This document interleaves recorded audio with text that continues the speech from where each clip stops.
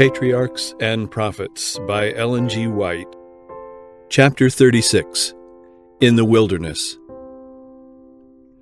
For nearly 40 years the children of Israel are lost to view in the obscurity of the desert. The space, says Moses, in which we came from Kadesh Barnea until we were come over the brook Zered was 38 years, until all the generation of the men of war were wasted out from among the host, as the Lord sware unto them. For indeed the hand of the Lord was against them, to destroy them from among the host, until they were consumed. Deuteronomy 2, verses 14 and 15. During these years the people were constantly reminded that they were under the divine rebuke. In the rebellion at Kadesh, they had rejected God, and God had for the time rejected them. Since they had proved unfaithful to his covenant, they were not to receive the sign of the covenant, the rite of circumcision. Their desire to return to the land of slavery had shown them to be unworthy of freedom, and the ordinance of the Passover, instituted to commemorate the deliverance from bondage, was not to be observed. Yet the continuance of the tabernacle service testified that God had not utterly forsaken his people, and his providence still supplied their wants. The Lord thy God hath blessed thee in all the works of thy hand, said Moses, in rehearsing the history of their wanderings. He knoweth thy walking through this great wilderness. These 40 years the Lord thy God hath been with thee. Thou hast lacked nothing. And the Levites' hymn, recorded by Nehemiah, vividly pictures God's care for Israel, even during these years of rejection and banishment. Thou in thy manifold mercies forsookest them not in the wilderness. The pillar of the cloud departed not from them by day, to lead them in the way, neither the pillar of fire by night, to show them light and the way wherein they should go. Thou gavest also thy good Spirit to instruct them, and withheldest not thy manna from their mouth, and gavest them water for their thirst. Yea, 40 years didst thou sustain them in the wilderness. Their clothes waxed not old, and their feet swelled not. Nehemiah 9, verses 19 through 21. The wilderness wandering was not only ordained as a judgment upon the rebels and murmurers, but it was to serve as a discipline for the rising generation, preparatory to their entrance into the promised land. Moses declared to them, As a man chasteneth his son, so the Lord thy God chasteneth thee, to humble thee, and to prove thee, to know what was in thine heart, whether thou wouldest keep his commandments or no. And he suffered thee to hunger, and fed thee with manna, which thou knewest not, neither did thy fathers know, that he might make thee know that man doth not live by bread only, but by every word that proceedeth out of the mouth of the Lord doth man live. Deuteronomy 8, verses 5, 2, and 3. He found him in a desert land, and in the waste howling wilderness. He led him about, he instructed him, he kept him as the apple of his eye. In all their affliction he was afflicted, and the angel of his presence saved them. In his love and in his pity he redeemed them, and he bare them and carried them all the days of old. Deuteronomy 32, verse 10, Isaiah 63, verse 9. Yet the only records of their wilderness life are instances of rebellion against the Lord. The revolt of Korah had resulted in the destruction of 14,000 of Israel, and there were isolated cases that showed the same spirit of contempt for the divine authority. On one occasion, the son of an Israelitish woman and of an Egyptian, one of the mixed multitude that had come up with Israel from Egypt, left his own part of the camp, and entering that of the Israelites, claimed the right to pitch his tent there. This the divine law forbade him to do, the descendants of an Egyptian being excluded from the congregation until the third generation. A dispute arose between him and an Israelite, and the matter being referred to the judges was decided against the offender. Enraged at this decision, he cursed the judge, and in the heat of passion blasphemed the name of God. He was immediately brought before Moses. The command had been given, "He that curseth his father or his mother shall surely be put to death." But no provision had been made to meet this case. So terrible was the crime that there was felt to be a necessity for special direction from God. The man was placed in ward until the will of the Lord could be ascertained. God himself pronounced the sentence. By the divine direction, the blasphemer was conducted outside the camp and stoned to death. Those who had been witness to the sin placed their hands upon his head, thus solemnly testifying to the truth of the charge against him.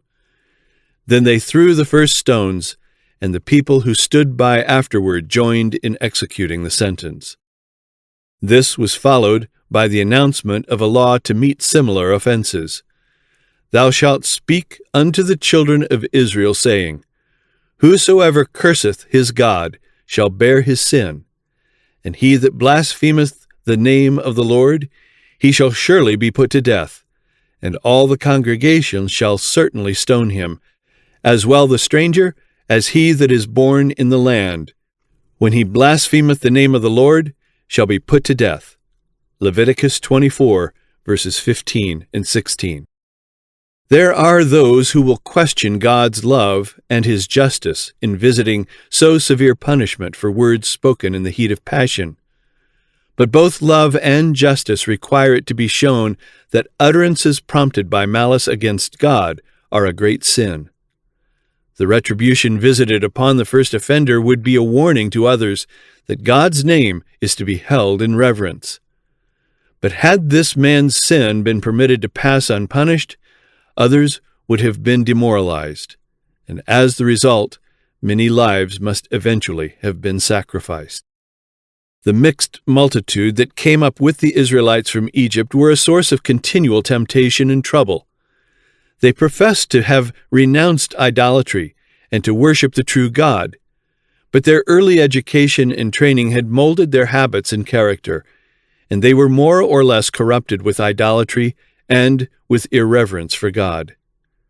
They were oftenest the ones to stir up strife and were the first to complain, and they leavened the camp with their idolatrous practices and their murmurings against God.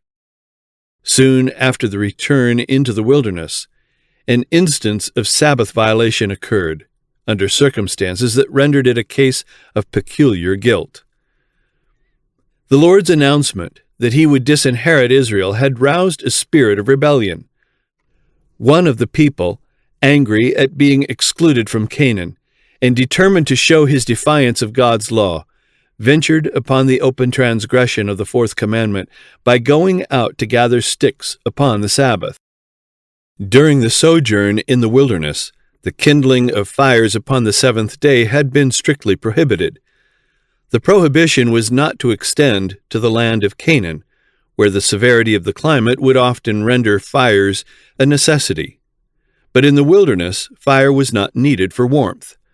The act of this man was a willful and deliberate violation of the fourth commandment, a sin not of thoughtlessness or ignorance, but of presumption.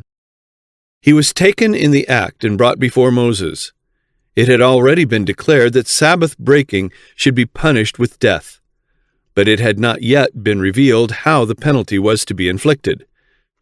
The case was brought by Moses before the Lord, and the direction was given, "The man shall be surely put to death. All the congregation shall stone him with stones without the camp." Numbers 15, verse 35. The sins of blasphemy and willful Sabbath breaking received the same punishment, being equally an expression of contempt for the authority of God.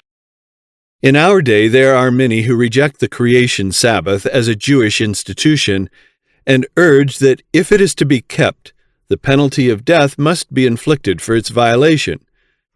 But we see that blasphemy received the same punishment as did Sabbath breaking. Shall we therefore conclude that the third commandment also is to be set aside, as applicable only to the Jews? Yet the argument drawn from the death penalty applies to the third, the fifth, and indeed to nearly all the 10 precepts, equally with the fourth. Though God may not now punish the transgression of his law with temporal penalties, yet his word declares that the wages of sin is death. And in the final execution of the judgment, it will be found that death is the portion of those who violate his sacred precepts. During the entire 40 years in the wilderness, the people were every week reminded of the sacred obligation of the Sabbath by the miracle of the manna. Yet even this did not lead them to obedience.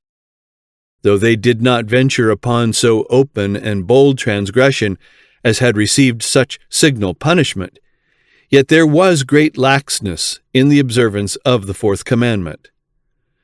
God declares through his prophet, "My Sabbaths they greatly polluted." Ezekiel 20, verses 13 through 24.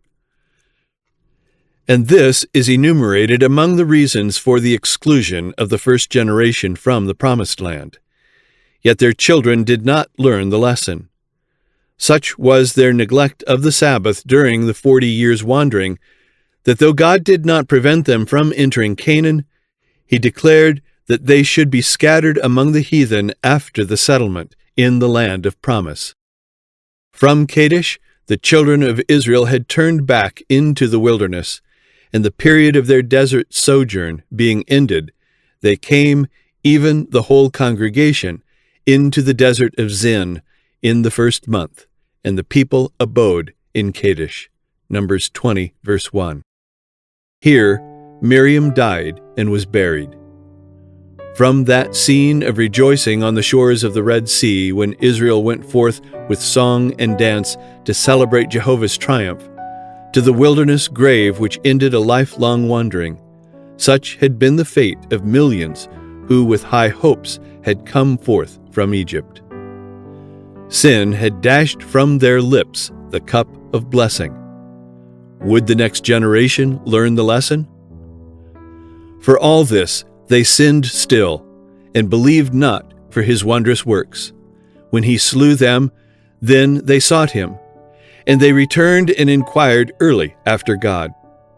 And they remembered that God was their rock, and the high God their Redeemer.